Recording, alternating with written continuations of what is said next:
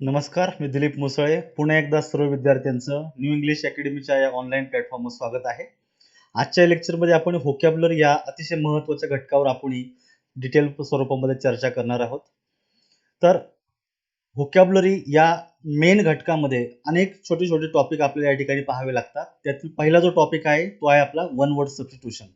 तर आजच्या लेक्चरमध्ये वन वर्ड सबस्टिट्यूशन या घटकावर आपल्याला थोडीशी चर्चा करायची आहे, इन डिटेल चर्चा करायची आहे. तर वन वर्ड सबस्टिट्यूशन हा जो काही घटक आहे, हा आयोग जवळपास सर्व स्पर्धा परीक्षांमध्ये ज्या परीक्षेमध्ये इंग्रजी विषय आहे, इंग्रजीचे प्रश्न विचारले जातात, त्या प्रश्नांमध्ये वन वर्ड सबस्टिट्यूशन यावर ऑलमोस्ट प्रश्न असतोच.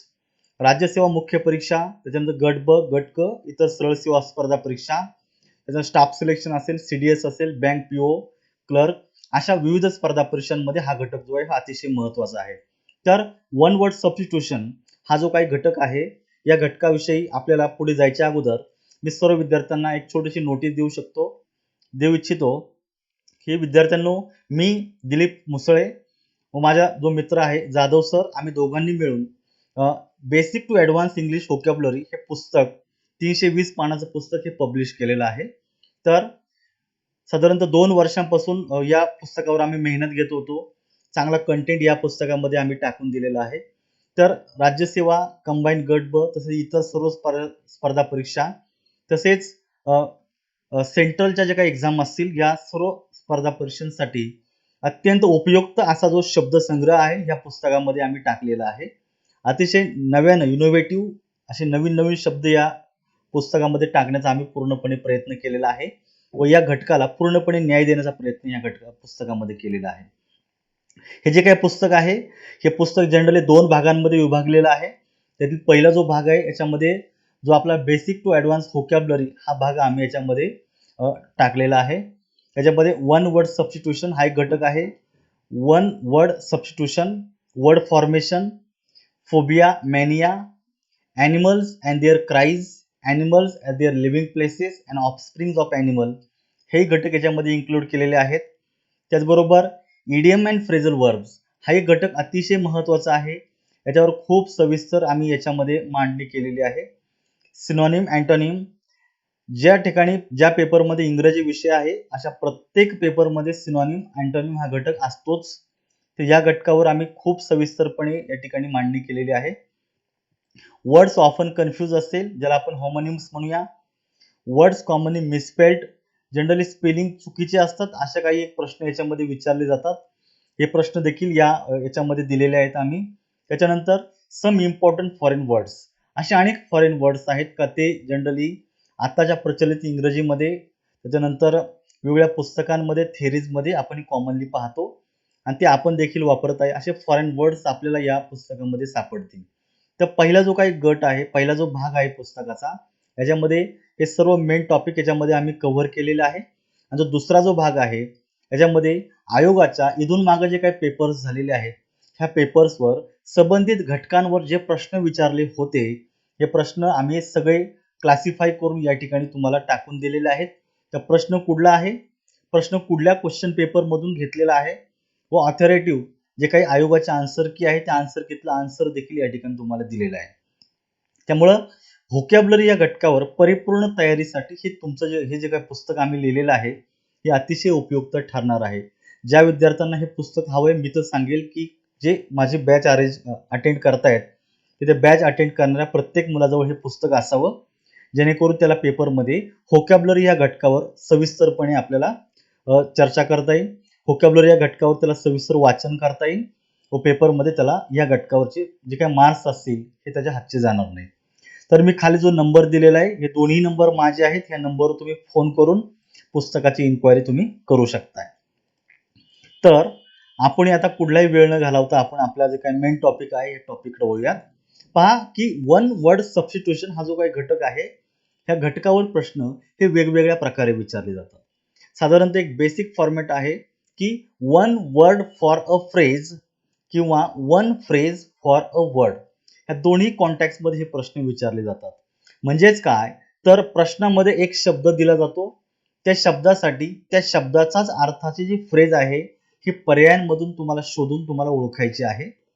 किंवा प्रश्नामध्ये फ्रेज दिली जाते, त्या फ्रेजच्या अर्थाचा शब्द पर्यायांमधून शोधायचा तुम्हाला आहे. तर अशा वेगवेगळ्या प्रकारे या ठिकाणी प्रश्न विचारला जातो. या ठिकाणी मी जस्ट तुम्हाला प्रश्नाचं स्वरूप कसं आहे हे सांगण्याचा या ठिकाणी प्रयत्न करतो आहे. पहा, हा जे काय पहिला जो काय प्रश्न आहे, या प्रश्नामध्ये दिलेला आहे Anushka is ambidextrous which means, तर एक शब्द दिलेला आहे या ठिकाणी ambidextrous. या शब्दाचा अर्थ काय आहे हे तुम्हाला या ठिकाणी विचारलेलं आहे. तर राज्यसेवा मुख्य परीक्षा 2019च्या पेपरमध्ये हा जो काही शब्द आहे तो आलेला होता. तर इथं ambidextrous जो अर्थ आहे, आपण सरळ सरळ मी तुम्हाला सांगू इच्छितो, able to use both hands equally.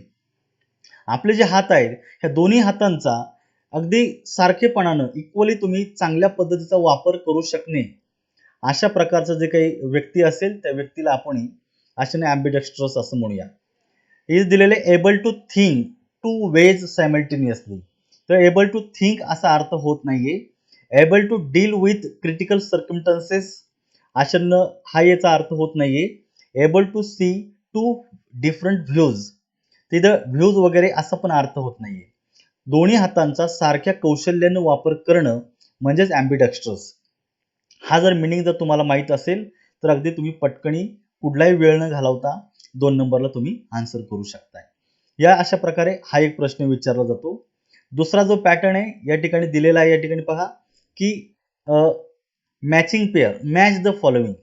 राज्यसेवा मुख्य परीक्षा 2019लाच हा प्रश्न आलेला आहे. या ठिकाणी तुम्ही पाहू शकता की एका गटामध्ये 4 शब्द दिलेले आहेत आणि दुसऱ्या गटामध्ये त्यांच्यासाठी 4 फ्रेजेस दिलेले आहेत. बाय द वे, यांचे सरळ सरळ अर्थ नाहीयेत, उलट सुलट क्रमाने ह्या फ्रेजेस दिलेल्या आहेत आणि तुम्हाला पर्यायांपैकी योग्य अशा रीतीनं क्रम असलेला मॅचिंग पेअरचा उत्तर तुम्हाला शोधायचं आहे. हा एक पॅटर्न तुम्हाला या ठिकाणी प्रश्नामध्ये विचारला जाऊ शकतो. हे दिलेलं आहे पॉलिगमी असेल, त्याच्यानं मिसोगमी असेल, ॲस्केटिझम असेल किंवा ॲड्रॉइटनेस असेल, हे 4 शब्द आणि त्यांच्यासाठी याच्या 4 फ्रेजेस दिलेल्या आहेत. तर पॉलिगमी याच अर्थाची फ्रेज कुठली आहे, तर आपण म्हणू शकतो customs in which one man has many wives. एक अशा प्रकारची परंपरा चालीरीत असते की ज्यामध्ये एका व्यक्तीला बऱ्याच बायका असतात. म्हणजे ऍटलीस्ट 2 पेक्षा जास्त बायका असणं, ही जी काही परंपरा आहे, चालीरीती आहे समाजामधली, तिला आपण पॉलिगमी असं म्हणतो. म्हणजे एक शब्द आणि त्याची जी काही अर्थाची जी काही फ्रेज आहे यांना मॅच करायचं अशा स्वरूपाचा पर्याय तुम्हाला दिला जातो. तर हा एक याच्यामधला पॅटर्न आहे. आणि तिसरा पॅटर्न याच टॉपिकवर असा असू शकतो की अशा रीतीने तुम्हाला एक फ्रेज दिली जाते, choose the correct word for the following structure. गट क राज्यसेवा महाराष्ट्र गट क सेवा मुख्य परीक्षा 2018ला हा प्रश्न आला होता. इनकॅपेबल ऑफ बिंग रीड, वाचनात जे अयोग्य आहे, कॅपेबल नाही, तर जो वाचू शकत नाही अशा स्वरूपाचा जो असतो त्याला काय म्हटलं जातं, इनकॅपेबल ऑफ बिंग रीड. बघा, अनरीडेबल, एलिजिबल, त्याच्यानंतर आहे अनइंटेलिजिबल आणि इलिगल. इलिगलचा अर्थ इथं वेगळा आहे, बेकायदेशीर, इथं त्याचा अर्थ बसत नाहीये. अनइंटेलिजिबल म्हणजे जे समजत नाहीये अशा प्रकारचा आहे, तो पण अर्थ होत नाही. अनरीडेबल जरी बरोबर वाटत असला तरीही लक्षात ठेवायचं आहे की तो वन वर्ड मध्ये नाहीये. एलिजिबल हा जो शब्द आहे हा इनकॅपेबल ऑफ बिंग रीडचा एक्झॅक्ट अर्थ आहे. तर लक्षात ठेवायचं, one phrase for a word किंवा one word for a phrase किंवा मॅचिंग पेअर, अशा वेगवेगळ्या प्रकारे वेगवेगळ्या कॉन्टेक्स्ट मध्ये या ठिकाणी तुम्हाला हा प्रश्न विचारला जाऊ शकतो. तर या ठिकाणी नक्की याच्यावरचे शब्द कसे आहेत तर ते आता आपण या ठिकाणी सविस्तरपणे पाहणार आहोत. या ठिकाणी मी बऱ्याच शब्दांचा या ठिकाणी डिस्क्रिप्शन साठी मी घेतलेला आहे. प्रत्येकाने हे जे शब्द आहेत हे काळजीपूर्वक समजून घेण्याचा या ठिकाणी प्रयत्न करायचा आहे. पहा, प्रथमतः हा पहिला जो शब्द या ठिकाणी दिलेला आहे, to give up a throne voluntarily. इथं गिव्ह अप ही फ्रेजवर वर्ब आलेली. गिव्ह अप म्हणजे सोडून देणं. गिव्ह अप अ थ्रोन, ज्याला आपण म्हणूया पद असेल, सत्ता असेल, हे आपण सोडून देतो. मे बी पॉलिटिकल रिझन असेल, सोशल असेल किंवा पर्सनल, अशा वेगवेगळ्या कारणास्तव एखादा व्यक्ती त्याचं पद सोडून देतो किंवा त्याचा त्याग करतो. सत्ता किंवा पदाचा त्याग करणे या अर्थाचे जे काही शब्द आहे त्याला आपण म्हणूया abdicate. ABDICAT, abdicate. It means to give up. लक्षात ठेवा, गिव्ह अप म्हणजे सोडून देणे. थ्रोन थ्रोन म्हणजे अशा रीतीनं सत्ता पद गादी असेल ते व्हॉलंटरली अचानकपणे अशा प्रकारे त्याग करणे सोडून देणे. तिथे ॲब्डिकेट हा जो मिनिंग आहे हा तुम्हाला माहीत असणं गरजेचं आहे. पुढचा जो शब्द आहे हा अतिशय महत्वाचा आहे. पहा मी नव्यानं इन्क्लूड केलेला आहे पुस्तकामध्ये. Human activity that is completely meaningless. Meaningless म्हणजे ज्याला आपण काहीच अर्थ नाही अशा प्रकारची कृती. अनरिझनेबल ऑर इलॉजिकल. तर्क विसंगत आहे, जिच्यामध्ये कुठल्याही प्रकारचं लॉजिक नाहीये किंवा बेअर्थ ज्याला आपण म्हणूया अर्थहीन आहे. अशा प्रकारची ह्युमन ॲक्टिव्हिटी तिला काय म्हटलं जातं? तिला म्हटलं जातं ॲब्सर्ड. तर ॲब्सर्ड ही ॲक्च्युली एक टर्म आहे, लिटररी टर्म आहे, जी जनरली महायुद्धांच्या काळामध्ये त्याच्यानंतरची जी परिस्थिती उद्भवली, ह्या परिस्थितीला पाहिल्याच्या नंतर अनुभवल्याच्या नंतर काही क्रिएटिव्ह रायटरनं मूळतः फ्रेंच आणि काही रशियन आहेत, त्याच्यानंतर ब्रिटिश रायटरनी याच्यावर जे लिटरेचर लिहिलेलं आहे ॲब्सर्ड लिटरेचर म्हणून नंतर तर एक टर्म उदयाला आली. तर त्यातला हा एक ॲब्सर्ड टर्म आहे की मानवी जीवन जे आहे हे अर्थहीन आहे, इलॉजिकल आहे. माणूस जे काय करतो ते कुठल्याही प्रकारची ॲक्टिव्हिटी ही मिनिंगलेसच आहे. अशा प्रकारचं त्यातून एक तत्वज्ञान सांगण्याचा प्रयत्न केलेला आहे. So absurd it means in Marathi अर्थहीन किंवा तर्क विसंगत अशी कृती किंवा हास्यास्पद अशा प्रकारची एखादी कृती, याला ॲब्सर्ड आपण म्हणूया. तर ॲब्सर्ड ही अतिशय महत्वाची टर्म आहे, पेपरला तुम्हाला येऊ शकते, काळजीपूर्वक लक्षात ठेवायची आहे. पुढे दिलेले बघा, कट ऑफ. कट ऑफ म्हणजे तोडून टाकणे, विलग करणे. Cut off A part of a persons body. एखाद्या व्यक्तीच्या शरीराचा विशिष्ट भाग. जनरली काय असतं, आर्म्स हात असतील, लेग्स पाय असतील किंवा फिंगर्स बोटं असतील, विच इज इन्फेक्टेड. शरीराचा जो भाग इन्फेक्टेड झालेला आहे, फॉर एक्झाम्पल ॲक्सिडेंट झाला, एखाद्या व्यक्तीचा ॲक्सिडेंट झालेला आहे, तर त्या व्यक्तीचा हात असेल किंवा पाय असेल पूर्णपणे डॅमेज झालेला आहे, डॉक्टर म्हणतो ते तोडून टाकावं लागेल. मग ज्यावेळेस एखाद्या शरीराचा भाग डॅमेज होतो त्याला तोडावा लागतो, शरीरापासून विलग करावं लागतो. मग तोडून टाकणे, कापून टाकणे याला काय म्हटलं जातं? ॲम्प्युटेट असं म्हटलं जातं. त्यामुळे स्पेलिंग नीट लक्षात ठेवायचं, फ्रेज नीट लक्षात ठेवायची आणि समजण्यासाठी तुम्हाला मराठीतला अर्थही लक्षात ठेवायचा. याच्यावर अशा प्रकारे तुम्हाला प्रश्न हे विचारले जाऊ शकतात. या ठिकाणी पुढचा जो शब्द आहे तुम्हाला मी सांगतो या ठिकाणी पहा, अ कलेक्शन. कलेक्शन मध्ये एकत्रित, आलं लक्षात, समुदाय. अ collection of poems return by different people and publish together. अनेक लोकांनी लिहिलेल्या त्यांच्या कविता. याच्यामध्ये मी अजून एक शब्द ऍड करतो, ते म्हणजे शॉर्ट स्टोरीज.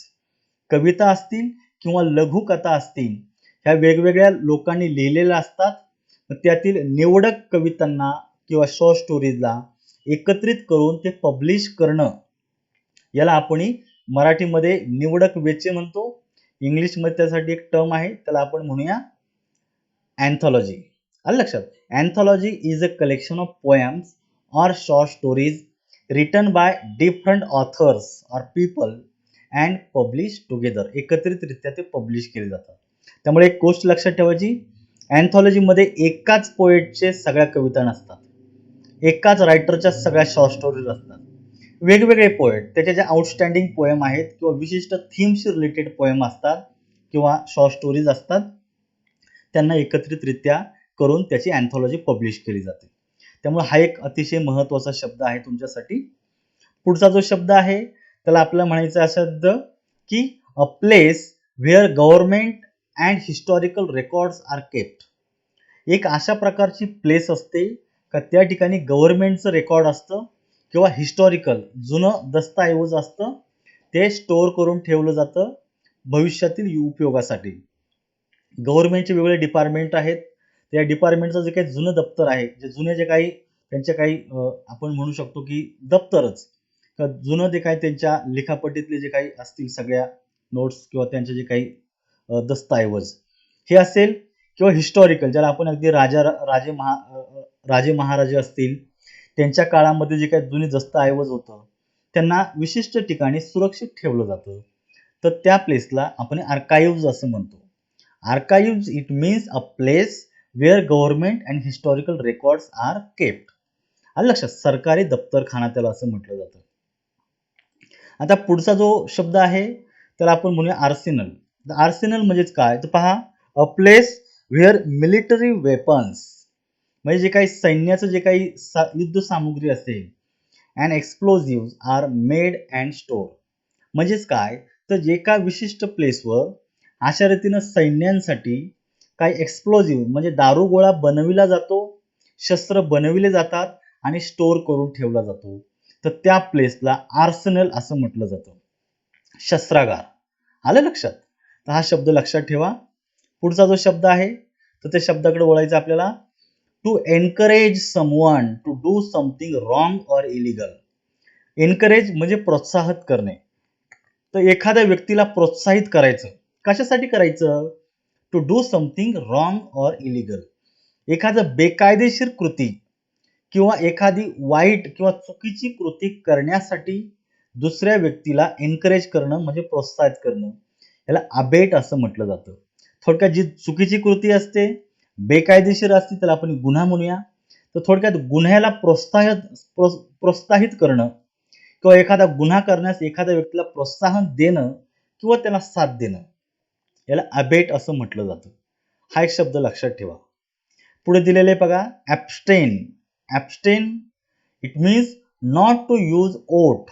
ओट म्हणजे आपण म्हणूया मतदान. मतदान न करणं. Either against or in favour of something. एखाद्या व्यक्तीच्या म्हणा, एखाद्या वस्तूच्या म्हणा किंवा एखाद्या कायद्याच्या म्हणा विरोधातही मतदान करायचं नाही आणि त्याच्या बाजूनेही मतदान करायचं नाही. तटस्थ भूमिका घ्यायची. बऱ्याच वेळा आपण विधान भवनामध्ये तुम्ही जर जुने व्हिडिओ पाहत असाल, युट्यूबवरचे मी चेक करू शकता किंवा अशा रीतीनं मतदान चाललेलं असतं एखाद्या ऍक्ट संदर्भामध्ये.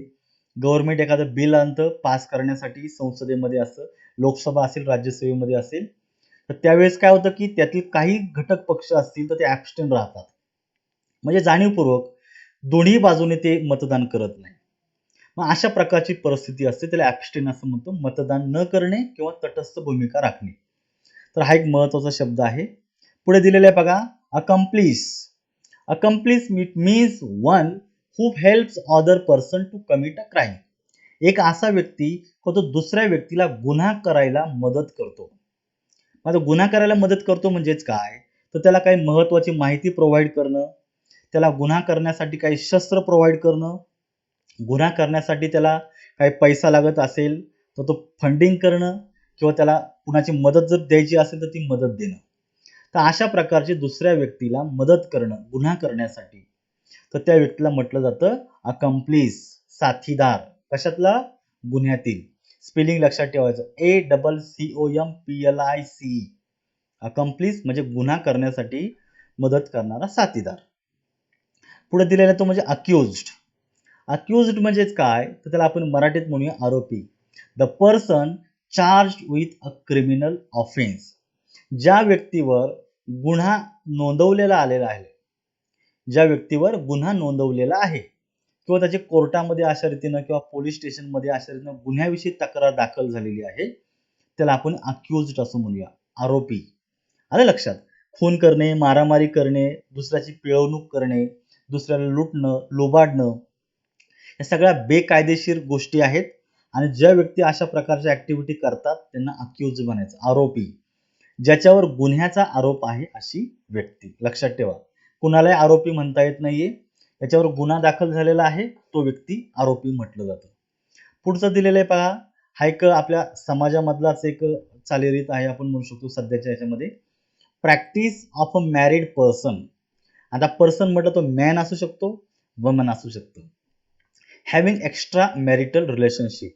विवाह बाह्य संबंध असणं, त्याला आपण मराठीमध्ये व्यभिचार असं म्हणतो आणि इंग्लिशमध्ये अडल्टरी असं म्हणतो. Adultery it means practice of a married man having extra marital relationship. विवाहाच्या व्यतिरिक्त विवाह बाह्य संबंध ठेवणं, याला आपण अडल्टरी असं म्हणतो. हा एक महत्वाचा शब्द आहे, लक्षात ठेवा. पुढे बघा, adversity. Adversity it means very difficult or unfavourable condition. एक अशा प्रकारची कंडिशन असते, स्थिती असते, परिस्थिती असते का ती थोडीशी अवघड असते, अवघड म्हणण्यापेक्षा कठीण असते, वाईट असते आणि ती जनरली आपल्याला अनफेवरेबल असते, म्हणजे आपल्यास योग्य नसते. त्याला आपण आपत्ती म्हणूया, संकट म्हणूया, प्रत्येकाला याच्यापासून खूप त्रास होत असतो. त्याला आपण ॲडव्हर्सिटी असं म्हणूया. तर आता याच्यानंतरचा ॲडव्हर्सिटीच्या नंतरचा जो पुढचा जो शब्द आहे तो या ठिकाणी पाहायचा बघा. ॲफिडेव्हिट. ॲफिडेव्हिट ह्या शब्दाला मला वाटतं सर्वजण परिचित असतील. अ return statement made on oath. Oath म्हणजे प्रतिज्ञा. प्रतिज्ञा करून आपण अशा प्रकारे काही स्टेटमेंट लिहून देतो. कुणाला? संबंधित व्यक्तीला.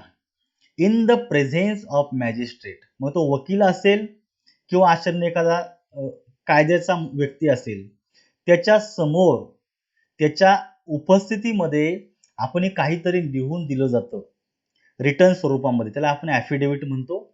मराठीमध्ये त्याला आपण प्रतिज्ञापत्र म्हणतो. आता जनरली प्रतिज्ञापत्र हा अतिशय कॉमन वर्ड झालेला आहे. जॉब जॉईन करता तुम्हाला प्रतिज्ञापत्र द्यावं लागतं किंवा अशा रीतीनं तुम्ही काही साक्ष देत असाल कोर्टामध्ये किंवा अशा रीतीनं पोलीस स्टेशनमध्ये प्रतिज्ञापत्र लिहून द्यावं लागतं किंवा तुम्ही प्रॉपर्टीच्या संदर्भामध्ये तुम्ही काही हे करता आहात तिथं पण तुम्हाला प्रतिज्ञापत्र द्यावं लागतं. प्रतिज्ञापत्र हा खूप महत्त्वाचा लीगल वर्ड आहे. पुढे दिलेलं आहे पहा. A morpheme that is added to the beginning or end of a root word. एक मॉर्फिम असतो का जो सुरुवातीला किंवा शेवटी जोडून दिला जातो. जनरली काय समजून घ्या, या ठिकाणी एक रूट वर्ड आहे, एक बेस वर्ड आहे, बरोबर आहे. तर त्या बेस किंवा मूळ शब्दाला आपण एकतर त्याच्या अगोदर काहीतरी जोडतो किंवा त्याच्या नंतर काहीतरी जोडतो आणि त्याच्यामुळे काय होतं तर त्या शब्दाचा एकतर अर्थ बदलतो किंवा त्या शब्दाचा पार्ट्स ऑफ स्पीच बदलतो. फॉर एक्झाम्पल मी एक बेसिक वर्ड घेतो, रूट वर्ड घेतो, राईट. WRIGHT. बरोबर आहे. आता आपण जो राईट हा शब्द आहे तर आपण राईट या शब्दाला आपण म्हणू शकतो रिराईट, पुन्हा लिहिणं. रिराईट किंवा रायटिंग म्हणू शकतो, रायटर पण म्हणू शकतो. तर राईटला आपण रिराईट RE जोडलेला आहे, तर तो सुद्धा तुमचा ॲफिक्स झालेला आहे. रायटर म्हणजे आपण फक्त ER जोडलेला आहे, तो सुद्धा तुमचा ॲफिक्स झालेला आहे. आलं लक्षात? म्हणजे एक मूळ शब्द त्या शब्दाच्या अगोदर काहीतरी जोडलं किंवा त्या शब्दाच्या नंतर काहीतरी पार्ट जोडणं, मॉर्फिम जोडणं, याला आपण ॲफिक्स असं म्हणूया. काइंड हा शब्द आहे, KIND, काइंड. काइंडच्या नंतर जोडला काइंडनेस, NESS. तर काइंडनेस हा शब्द तयार झाला. काइंड हा शब्द ॲडजेक्टिव्ह आहे.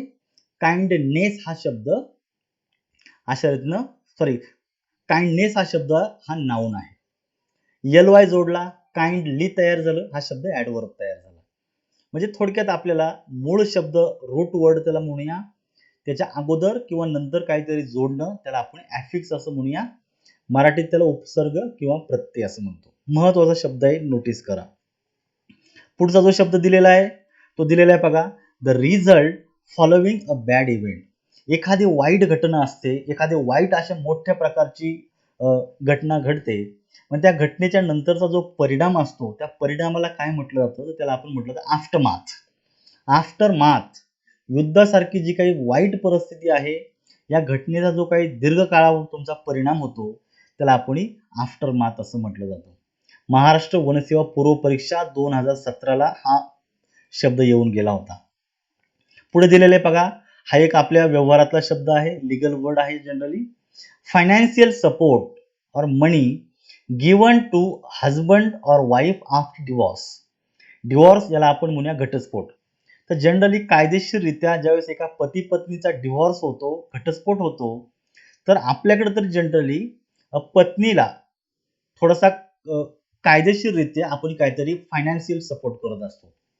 म्हणजे जनरली काय आहे, यावेळेस एखादं दाम्पत्य म्हणजे नवरा बायको विलग होतात कायदेशीररित्या, त्यावेळेस पुरुषाचं काय नाही पण स्त्रीचं काय, म्हणजे स्त्रीला पुढं लाईव्हलीहूड ती कशी करेल, तिचं जगण्यासाठी, तिला राहण्यासाठी, तिला उदरनिर्वाहासाठी काहीतरी द्यावं म्हणून अशानं काहीतरी financial support in the form of money, पैशाच्या स्वरूपात दिला जातो.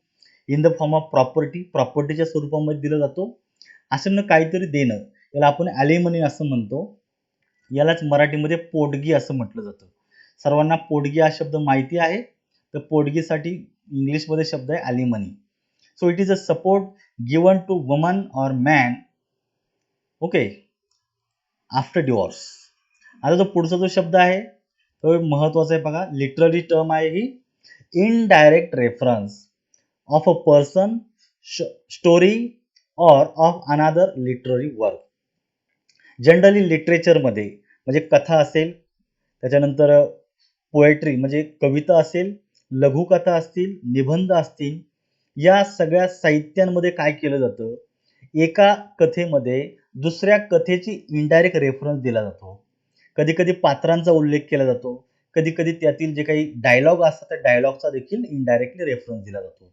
कधी कधी दुसऱ्या रायटरचा उल्लेख केला जातो, कधी कधी मिथ असेल, बायबल असेल, अगदी जुन्या काळामधून जे काही जुने लिटरेचरचे पार्ट आहेत यांचा देखील लिटरेचरमध्ये उल्लेख केला जातो.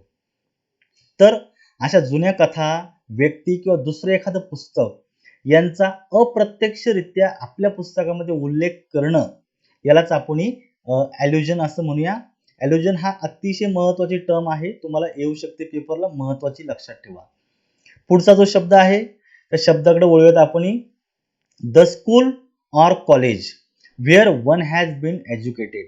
ज्या स्कूल किंवा कॉलेजमध्ये आपण आपलं शिक्षण पूर्ण केलं त्या स्कूल आणि किंवा कॉलेजला आपण अशा ठिकाणी आल्मा मॅटर असं म्हणूया. Alma mater. फॉर एक्झाम्पल मी BJ कॉलेज आळे, पुणे जिल्ह्यामध्येच एक मोठी कॉलेज आहे, त्या कॉलेजला माझं ग्रॅज्युएशन केलेलं आहे. तर BJ कॉलेज आळे हे माझं आल्मा मॅटर झालं. नवरोजी वाडिया कॉलेज पुणे या ठिकाणी माझं पोस्ट ग्रॅज्युएशन झालं, तर ते माझं आल्मा मॅटर म्हणू शकतो. म्हणजे ज्या स्कूल, ज्या कॉलेजला आपण अशा रीतीने शिक्षण घेतलेलं आहे त्याला आपण आल्मा मॅटर असं उल्लेख करतो. आलं लक्षात? विसरायचं नाही. आता पुढचा जो शब्द आहे त्या शब्दाकडे वळूयात आपण. पहा, a person who is able to use both hands with equal skill. आपण मगाशीच पाहिलं होतं, एक असा व्यक्ती का जो त्याच्या दोन्ही हातांचा सारख्याच कौशल्याने वापर करतो. जसं 3 इडियट्स या पिक्चरमध्ये जो काही प्रिन्सिपलचं काम करणारा जो कॅरेक्टर आहे, कलाकार आहे, तो एका सीनमध्ये दाखवलेला बघा, दोन्ही हातांनी सारख्याच पद्धतीने लिहितो आहे. बरोबर की नाही? म्हणजे अशा प्रकारे आपण जनरली एकतर डाव्या हाताने लिहितो, एकतर उजव्या हाताने लिहितो, पण दोन्ही हाताने लिहिणं हे थोडंसं आपण म्हणू शकतो की वेगळेपण आहे. तर जनरली हे स्किल असतं, एखादी ऍक्टिव्हिटी सारख्याच हातांनी करणं, ज्याला आपण म्हणूया ॲम्बिडेक्स्ट्रस. दोन्ही हातांचा सारख्याच कौशल्यानं वापर करणं. आलं लक्षात? पुढे पाहायचंय आपल्याला. ही एक लिटररी टर्म आहे आणि एक अतिशय महत्वाचा वर्ड आहे. An expression or statement that has more than one meaning or interpretation. एखादं असं वाक्य असतं किंवा एखादा वाक्यांश असतो असा का त्या वाक्य किंवा वाक्यांशाचा एकापेक्षा जास्त अर्थ निघतात आणि जास्त अर्थ निघत असल्यामुळे आपण गोंधळून जातो की नक्की याचा अर्थ काय घ्यायचा. आलं लक्षात? त्यामुळं एक अशा प्रकारची स्थिती का त्यावेळेस आपण पूर्णपणे कन्फ्यूज होऊन जातो, त्याला आपण ॲम्बिग्युइटी असं म्हणूया. AMBIGUITY. Ambiguity, it means an expression or a statement that has more than one meaning or interpretation. एकापेक्षा जास्त अर्थ असणं, त्याला आपण अशा रीतीने ambiguity म्हणूया. पुढचा शब्द आहे पहा ambivalent. आता ambivalent हा देखील तितकाच महत्वाचा आहे. Having mixed feelings or opposite opinions about something or someone. आपल्या मनामध्ये एखाद्या ऍक्टिव्हिटी विषयी, एखाद्या गोष्टीविषयी मिक्स फिलिंग असतात. बरोबर, किंवा अपोजिट ओपिनियन अबाउट समथिंग. एखाद्या गोष्टीविषयी विरोधी भूमिका आपल्या मनामध्ये असते. फॉर एक्झाम्पल, आपण आता हे पॅन्डेमिकचा पिरियड आहे, जॉब करावं की न करावं. एका बाजूला वाटतं जॉब करावं, थोडासा फायनान्शियल आपल्याला सपोर्ट मिळेल, तर दुसऱ्या बाजूला वाटतं परिस्थिती थोडी भयानक झालेली आहे, आपण जॉबला गेलो, आपल्याला प्रॉब्लेम झाला तर थोडंसं अवघड होईल, परत फायनान्शियल लॉस होऊ शकतो. त्याच्यामुळे आपल्या मनामध्ये एखाद्या गोष्टीविषयी मिक्स फिलिंग असते. एखाद्या वेळेस वाटतं आपल्याला आता माझं 12वी झालेली आहे, आपण मेडिकल फील्डमध्ये जाऊया.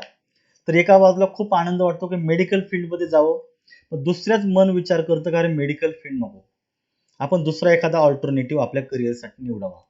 आपल्या मनामध्ये एखाद्या गोष्टीविषयी अशा वेगवेगळ्या मतं असतात. चांगलं वाईट मिश्र भावना मनामध्ये एखाद्या गोष्टीविषयी निर्माण होणं, याला ॲम्बिव्हॅलंट असं म्हणू शकतो. त्यामुळे स्पेलिंग लक्षात ठेवायचं आणि अर्थही लक्षात ठेवायचा. पुढे दिलेला शब्द आहे तो व्यवस्थित पहा. The correction of an error admitted in the document. एखादा डॉक्युमेंट असेल त्याच्यामध्ये जी काही एरर असेल, चूक असेल, ती दुरुस्त करणे.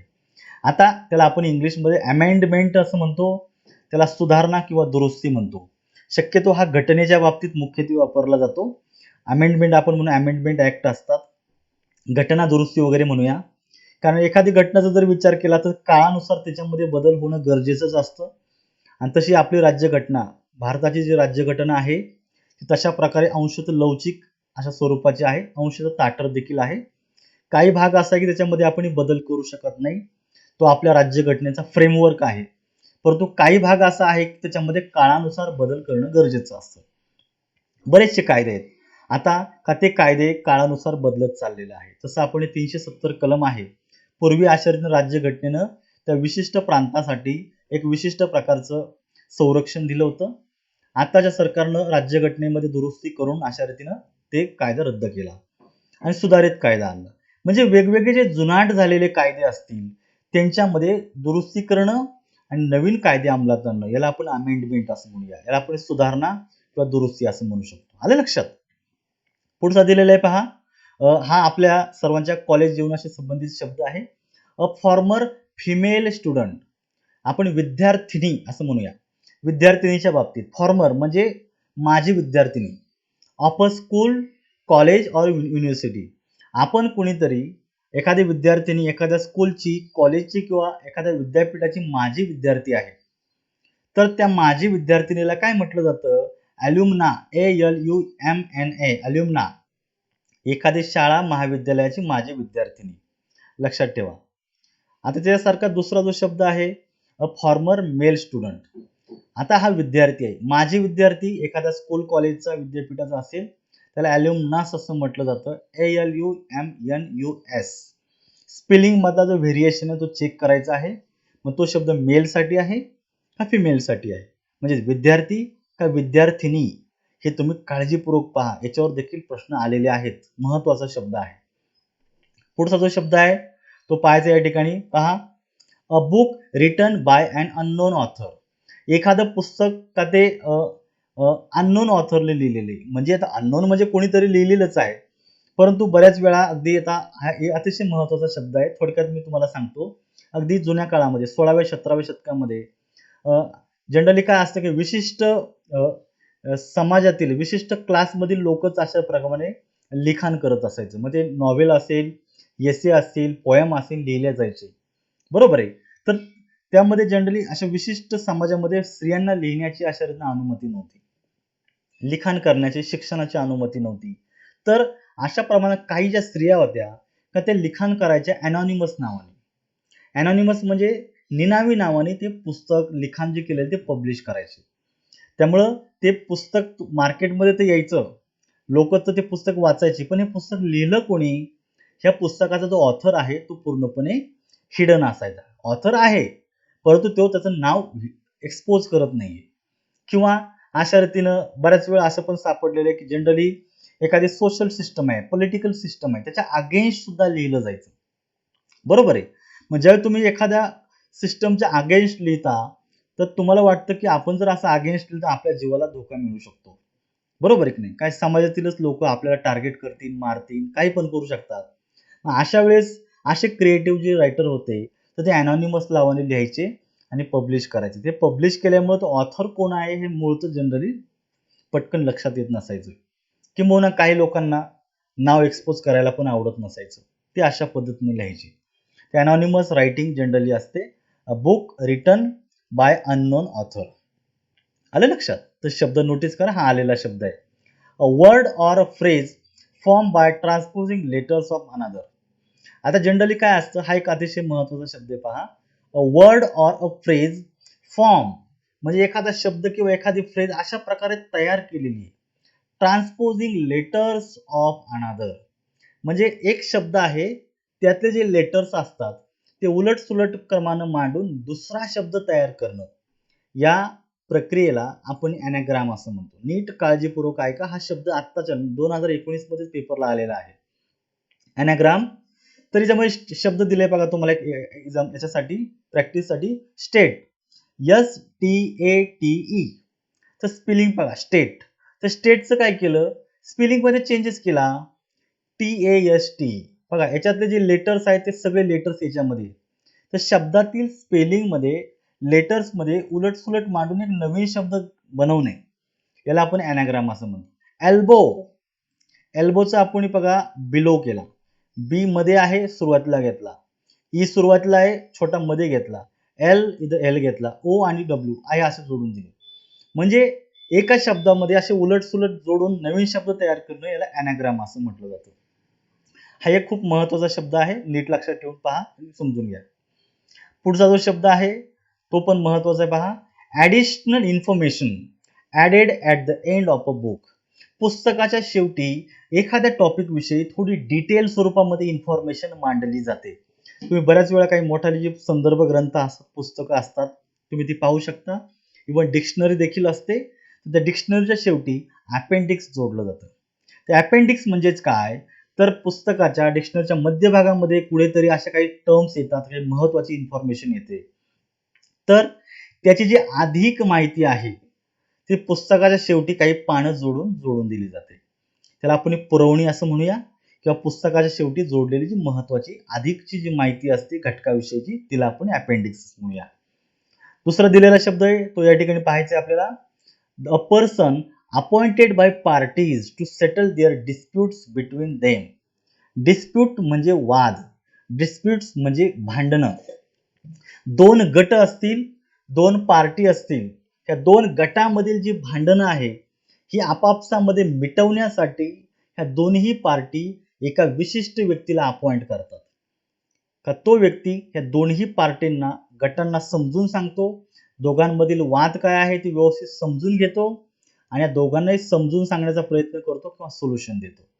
त्यामुळे ह्या दोन पार्टी, दोन गटांमधील जे वाद आहेत हे मिटविण्यासाठी जे काही व्यक्तीला अपॉइंट केलं जातं त्या व्यक्तीला आर्बिट्रेटर असं म्हटलं जातं. हा लीगल वर्ड आहे. लवाद, दोन व्यक्ती किंवा गटांमधील वाद मिटवण्यासाठी नेमलेली व्यक्ती. आलं लक्षात? हा शब्द पण तुम्हाला लक्षात ठेवायचा आहे. पुढे पहा, हा एक याच्यातला शब्द आहे महत्वाचा. अ person who kills someone for political or religious reason. Generally काय आहे, राजकीय हेतूने किंवा विशिष्ट धार्मिक हेतूने एखाद्या व्यक्तीची हत्या करणारा जो काही व्यक्ती असतो त्याला आपण असेसिन म्हणतो. फॉर एक्झाम्पल महात्मा गांधीजी आहेत. ह्या महात्मा गांधीजींची एका विशिष्ट काळाला नथुराम गोडसे नावाच्या व्यक्तीने हत्या केली. बरोबर आहे. तर नथुराम गोडसे यांना आपण असेसिन म्हणू शकतो, हल्लेखोर म्हणू शकतो. आता दुसरी गोष्ट की अब्राहम लिंकन अमेरिकेचे जे प्रेसिडेंट होते त्यांची देखील हत्या करण्यात आली. तर हत्या राजकीय हेतूने झालेली असेल किंवा धार्मिक हेतूने झालेली असेल, म्हणजे हत्या करणारा जो व्यक्ती असतो त्याला असेसिन असं म्हटलं जातं. हल्लेखोर, राजकीय किंवा धार्मिक हेतूने एखाद्या व्यक्तीची हत्या करणारा व्यक्ती. आलं लक्षात? पुढे दिलेलं आहे बघा, हा एक लीगल टर्म आहे, लीगल वर्ड आहे. Seizure for legal recovery of depth. Depth ज्याला आपण म्हणूया कर्ज, ऋण आपण म्हणूया. एखाद्या व्यक्तीवर मोठ्या प्रमाणामध्ये कर्ज आहे, जनरली बँकेचं कर्ज असेल किंवा सावकाराचं कर्ज असेल किंवा वैयक्तिकरित्या त्या व्यक्तीचं कर्ज त्याने घेतलेलं असेल, परंतु ज्या वेळेस त्या व्यक्ती अशा रीतीनं कर्ज फेडण्यास असक्षम असेल त्यावेळेस ती बँक किंवा ती एखादी जी काही कंपनी असेल, यंत्रणा असेल, तर ती काय करते, त्या व्यक्तीची विशिष्ट प्रॉपर्टीला सीज करते, जप्त करून टाकते. त्या व्यक्तीची मालमत्ता जप्त करून टाकणे त्याला आपण जप्ती म्हणूया, अटॅचमेंट. हा अतिशय कॉमन वर्ड आहे. जसं तुम्हाला माहिती आहे विजय माल्यासारखा व्यक्ती आहे, नीरव मोदी सारखा व्यक्ती आहे. बँका, भारतातील जे काही बँका आहेत, पंजाब नॅशनल असेल, एसबीआय असेल, या बँकांचं हजारो कोटी रुपयाचं कर्ज घेऊन ते दुसऱ्या देशांमध्ये पळून गेले. आता त्यांना इकडे आणण्याची प्रक्रिया थोडीशी मोठी आहे, किचकट आहे, म्हणून ते अजून आपल्याकडे आणता आलं नाहीये. परंतु त्यांची जी काही भारतातली जी काही प्रॉपर्टी आहे ती त्यातली मॅक्सिमम प्रॉपर्टीचा लिलाव करण्यात आला आहे, त्याच्यावर जप्ती घातण्यात आलेली. म्हणजे संबंधित कंपनी, संबंधित बँकने त्याची जप्ती घेतलेली आहे. त्याला अटॅचमेंट असं म्हणूया. तर हा एक अतिशय महत्वाचा शब्द आहे, लक्षात ठेवायचं. पुढे पहा, हा प्रचलित शब्द आहे. Government by one with absolute power. एक हाती सत्ता ज्याला आपण म्हणूया. एकाच व्यक्तीच्या हाती संपूर्ण पॉवर असते. लक्षात ठेवा. त्याला डिक्टेटरशिप सारखी कन्सेप्ट आपण या ठिकाणी म्हणू शकतो. एकच व्यक्ती असतो, तो संपूर्ण सरकार चालवतो, ज्याच्या रूल, ज्याच्या आधिपत्याखाली संपूर्ण ही जी काही यंत्रणा आहे ती चालवली जात असते. तोच व्यक्ती पॉवरफुल असतो. म्हणजे एकच व्यक्तीच्या मदतीनं एकाच व्यक्तीकडे जर सत्ता असेल, गव्हर्नमेंट असेल, तर त्या एकतंत्री अनियंत्रित राज्यकारभाराला आपण म्हणूया ऑटोक्रसी. ऑटो म्हणजे सिंगल एकच. ऑटोक्रसी ज्याला आपण म्हणूया, एकाच व्यक्तीच्या तंत्रानं चाललेलं सरकार. आलं लक्षात? पुढे बघा, हा एक मेडिकल टर्म आहे ही. Medical examination of a dead body. Generally काय असतं की बघा, जसं आता आपण मध्येची सुशांत सिंग राजपूतची त्याने अशानं फाशी घेतली होती, बरोबर आहे. आता फाशी घेतली, त्याचा डेथ झाला. मग डेथच्या नंतर त्याचं अशानं इन्व्हेस्टिगेशन सुरू झालं आणि नंतर त्याची जी काही बॉडी आहे, ही बॉडी अशा रीतीनं पुढे मेडिकल एक्झामिनेशनसाठी पाठवण्यात आली. मग आता त्याने फाशी घेतलेली आहे, परंतु त्यानंच घेतली का? का त्यानं दुसरं काही ज्याला आपण म्हणूया की मृत्यूचं नक्की कारण काय आहे, हे शोधण्यासाठी त्याची जी काही शरीर आहे, त्या शरीराची मेडिकल एक्झामिनेशन केली जाते. आणि अशा वेगवेगळ्या खुणा शरीरावर सापडतात, त्यावर कळतं ह्या व्यक्तीनं स्वतः सुसाईड केलेला आहे, ह्या व्यक्तीला दुसऱ्याने कोणी मारून टाकलेलं आहे आणि लटकवलेलं असेल, त्यानं विष प्राशन केलेलं आहे, किंवा दुसरी काही मानसिक वगैरे काही वेगळी काही कारणं असतील. तर एखाद्या व्यक्तीचं डेथ झालेलं आहे, त्याचं कारण शोधण्याचं जे काही एक्झामिनेशन असते मेडिकल, त्याला आपण म्हणूया आपण ऑटोप्सी. हा शब्द खूप महत्वाचा आहे, लक्षात ठेवा. पाठ करून टाकायचा, समजून घ्यायचा आहे. पुढचा जो शब्द आहे त्या शब्दाकडे जरा, द ग्रुप. आता इथं आपण एकत्रित group especially in the art and culture. Generally आपण आर्ट म्हणूया, आर्ट म्हणजे आपण कला, कला विश्व आपण म्हणूया, किंवा कल्चर संस्कृतीच्या बाबतीत म्हणूया. Regarded as being the most experimental, त्याला आपण अवॅन्ट ग्रॅड असं म्हणूया. अवॅन्ट ग्रॅड साहित्य किंवा कला क्षेत्रामध्ये नवीन आणि आधुनिक कल्पना रुजविणारे कलावंत. नव्यानं काहीतरी मांडलं, नव्यानं काहीतरी साहित्यामध्ये नवीन निर्मिती करणं, याला आपण अवॅन्ट ग्रॅड असं म्हणूया. जनरली असे काळानुसार असे अनेक काही लोक, रायटर जे खूप क्रिएटिव्ह होते, ते अशातनं येत आले आणि त्यांनी नवीन काहीतरी आधुनिक कल्पना साहित्य क्षेत्रामध्ये, कला क्षेत्रामध्ये रुजवल्या आणि त्यानंतरच्या काळामध्ये खूप प्रचलित झाल्या. मग अशाने नवीन काहीतरी एक्सपेरिमेंट करणं, अशा लोकांना आपण अवॅन्ट ग्रॅड असं म्हणूया. पुढे आपल्याला पाहायचं आहे, हा एक नवीन शब्द मी पुस्तकामध्ये टाकलेला आहे बघा. Someone who looks after children in the absence of their parents. Generally आत्ताच्या समाज व्यवस्थेतला हा एक खूप मोठा प्रॉब्लेम आहे. आपल्याला माहिती आहे, जनरली काय असतं की घरामध्ये आई आणि वडील दोघं पण जॉबला गेलेले आहेत. आताच्या काळामध्ये बऱ्याच असे कुटुंब आहेत, त्या कुटुंबामध्ये सर्वच लोक जॉब करतायत आणि आता आई वडील जॉबला गेलेले आहेत आणि त्यांना छोटंसं बेबी आहे, लहान मुलं आहे. मग आता आईला पण जॉब करायचा, बापाला पण जॉब करायचा, दोघं जॉबला गेले आणि जर घरामध्ये जर त्या लहान बेबीला सांभाळणारच जर कोणी नसेल, तर मग काय करायचं, त्या बाळाला पुढे ठेवायचं. म्हणून एक अशा प्रकारची कॉन्सेप्ट आहे की लहान बाळाला त्यांच्या आई वडिलांच्या ॲब्सेंट मध्ये सांभाळणारा जो कोणी दुसरा एखादा व्यक्ती असतो, आणि ते सांभाळणारं म्हणजे काय कायमस्वरूपी नाही सांभाळ, टेम्पररी. म्हणजे आई वडील जॉबला गेले, जॉबवरून येईपर्यंत त्या बाळाला कोणतरी सांभाळायचं. मग सांभाळणारी जी काही व्यक्ती असते, त्या व्यक्तीला काय म्हटलं जातं, त्याला आपण बेबी सीटर असं म्हटलं जातं. लक्षात ठेवायचं. काय? बेबी सीटर हा नवीन शब्द मी पुस्तकामध्ये ऍड केलेला आहे, वन वर्ड सबस्टिट्यूशनच्या टॉपिकमध्ये. हा दुसरीकडे तुम्हाला पुस्तकात भेटणार नाहीये एक्सेप्ट डिक्शनरी. पुढे बघा, एक समाज व्यवस्थेच्या संदर्भातलंच हे एक शब्द आहे, uncivilised or very bad behaviour. Generally इतिहासामध्ये इथून मागच्या काळामध्ये अशा अनेक लोक होऊन गेलेले आहेत, किंवा इव्हन आत्ताच्या काळामध्ये पण असे मॅक्सिमम लोक आहेत का त्यांचं वर्तणूक चांगलं आहे आणि अनसिव्हिलाइज आहे, म्हणजे असंस्कृतपणा ज्याच्यामधून दिसतो. याच्या विरोधात असं म्हणजे तर सिव्हिलाइज म्हणजे जे लोक असतात, समाजामध्ये राहणारे लोक आहेत, हे जनरली आपली रूढी असतील, परंपरा असतील, आपली संस्कृती आहे, या सगळ्यांना डोळ्यासमोर ठेवून एक शुद्ध आणि चांगल्या प्रकारे आचरण समाजामध्ये करतो. परंतु याच्या उलट अशी काही लोक आहेत का त्यांचं वागणं हे असिव्हिलाइज आहे, असंस्कृत आहे. म्हणजे दुसऱ्याच्या खोड्या करणं, दुसऱ्याशी भांडत राहणं, त्यांचं बिहेवियर ज्याला आपण म्हणू वर्तणूकच चांगलं नसते. रानटीपणा, भांडणं, मारामारी, खून, दरोडे, याच्यानंतर वागणं, बोलणं, या सगळ्या गोष्टीमध्ये तो पूर्णपणे वेगळा व्यक्ती असतो. का?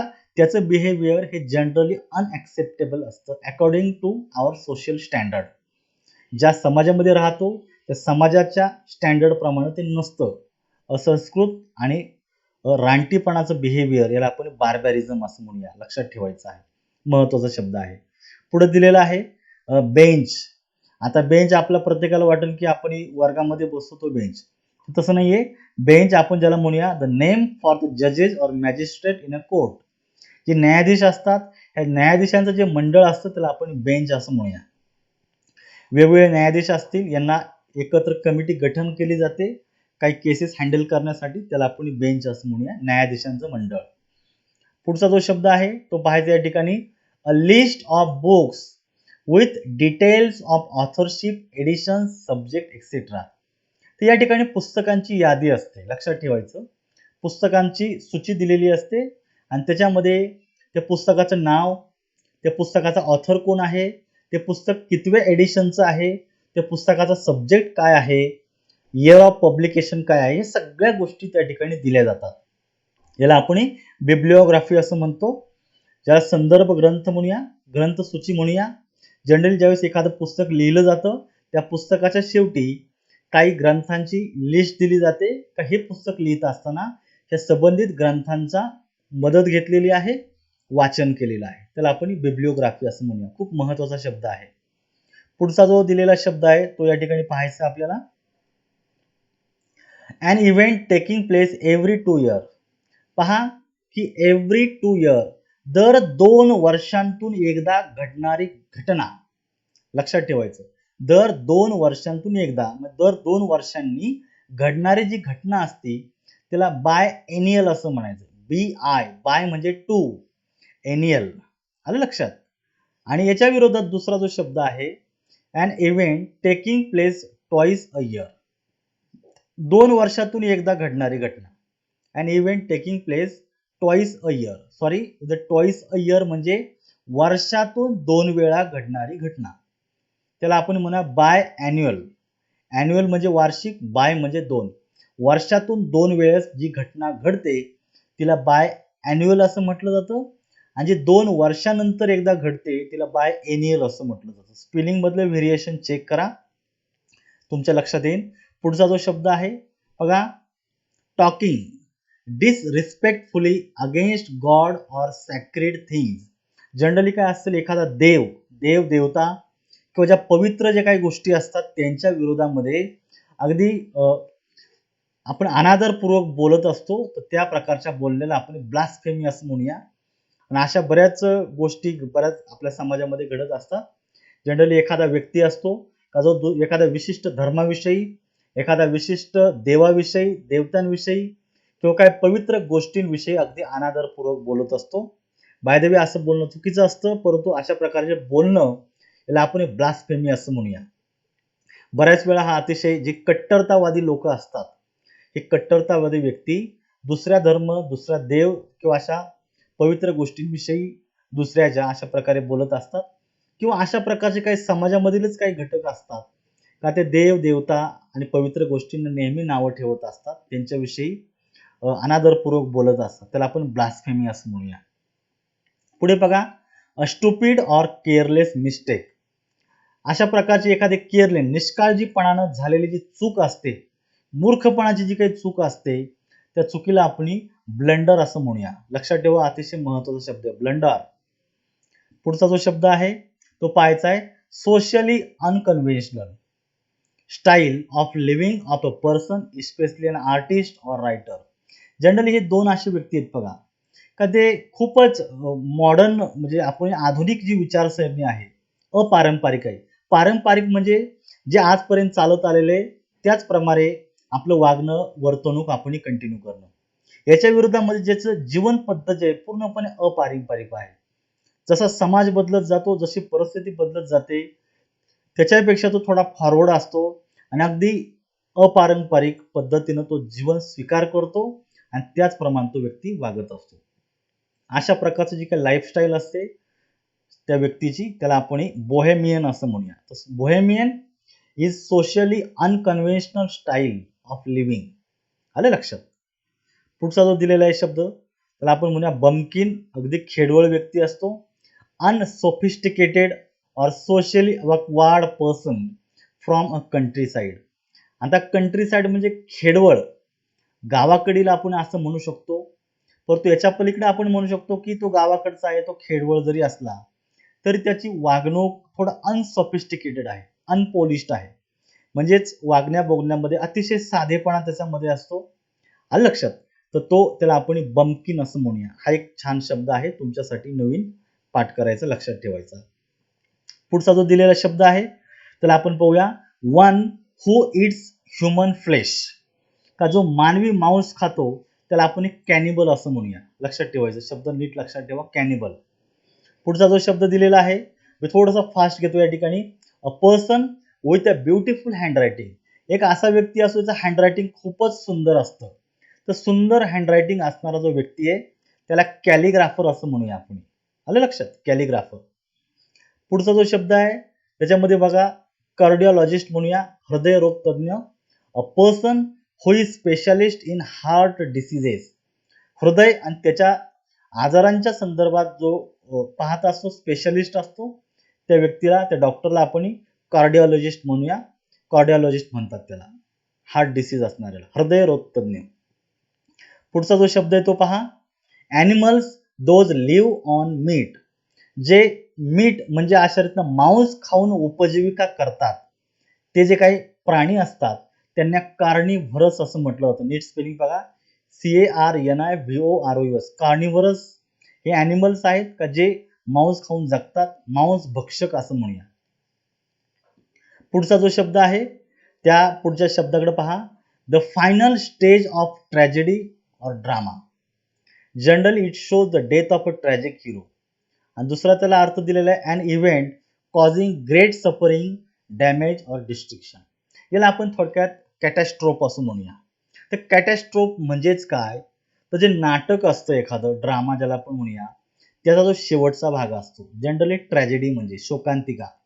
त्या ट्रॅजेडीमध्ये काय असतं, जनरली जो हिरो असतो किंवा हिरोईन जी असते त्या नाटकाची वगैरे, त्यांचा मृत्यू दाखवलेला जातो. आयुष्यभर म्हणजे ज्या पूर्ण त्याचा लाईफ स्पॅन असतो त्यामध्ये अतिशय खडतर जीवन प्रवास चाललेला असतो आणि अशा खडतर परिसरातून जाऊन देखील त्यांचा शेवटी दुर्दैवी अंत दाखवलेला असतो. त्याला आपण कॅटॅस्ट्रोफ असं म्हणू. एखाद्या नाटकाचा शेवट थोडक्यात. आलं लक्षात, final stage of a tragedy, का ज्या ठिकाणी अशा प्रकारे डेथच दाखवला जातो. किंवा त्याच शब्दाला दुसरा अर्थ पण असा होऊ शकतो, an event causing great suffering, damage or destruction. मोठ्या प्रमाणामध्ये हानी दाखवलेली असते, मोठ्या प्रमाणामध्ये त्रास सहन करावा लागतोय आणि खूप विनाश दाखवलेला असतो. अशा प्रकारचे सिच्युएशन ज्याला आपण कॅटॅस्ट्रोफ असं म्हणूया. महापूर येतो, भूकंप घडतो, अशा बऱ्याच जसं आपण म्हणूया की काळानुसार त्याच्यामध्ये खूपच पॅन्डेमिक सारखं आता हे जसं आपण कोरोना व्हायरस आलेला आहे, त्याच्यामुळे जी परिस्थिती निर्माण झालेली आहे खूपच भयानक आहे, मोठं संकट आहे, मोठी आपत्ती आहे. ते जे काही संकट उद्भवलं जातं त्याला देखील आपण कॅटॅस्ट्रोफ असं म्हणूया. स्पेलिंग नीट लक्षात ठेवायचं. आता जो पुढचा जो शब्द आहे पहा, त्याला आपण म्हणूया अन ऑफिशियल सर्वे ऑफ पॉप्युलेशन. जनगणना, सेन्सस ज्याला आपण म्हणूया. ऑफिशियल जे काही सरकारी पद्धतीनं, सरकारी यंत्रणेद्वारे जी काही लोकसंख्येचा जो काही सर्वे केला जातो त्याला जनगणना असं म्हणूया. जनगणना सरकारी यंत्रणेमार्फत हा जनरली केला जातो. जनरली आपण पाहतो दर 10 वर्षांनी वगैरे अशानं पॉप्युलेशन मोजली जाते. एखाद्या देशाची पॉप्युलेशनची वृद्धी, वाढ किती आहे, घट किती आहे, याच्यावरून आपल्याला काय करावं लागेल हे सगळ्या गोष्टी समजतात आपल्याला. त्याला सेन्सस असं म्हणूया. आणि आजच्या लेक्चरमध्ये जास्त बंबार्डिंग नको व्हायला म्हणून आपण या ठिकाणी शेवटचा शब्द घेणार आहोत. मी आजच दुसरा एक लेक्चर बनवतो आहे, त्या लेक्चरमध्ये मी अजून पुढची 50 शब्द टाकणार आहे. अ पेड ड्रायव्हर पाहायचं आहे. अ paid driver from privately own car. एक असा ड्रायव्हर असतो त्याला पेमेंट दिलं जातं का जो खाजगी गाडी चालवत असतो. खाजगी वाहन चालवणारा पगारी ड्रायव्हर, पगारी चालक. आलं लक्षात, त्याला आपण म्हणूया चॉफर.